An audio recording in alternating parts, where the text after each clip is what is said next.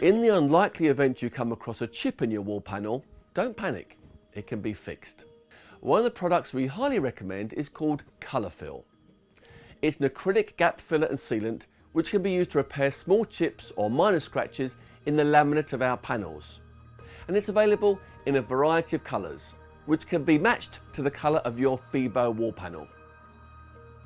So, here's how to repair a chip. Step 1. Clean the damaged area to ensure there's no residue on the surface. Step 2. Squeeze out a liberal amount of colour fill onto your colour fill spatula. Position the spatula behind the area to be repaired and press firmly down onto the surface, pulling the spatula towards you and filling the area with colour fill.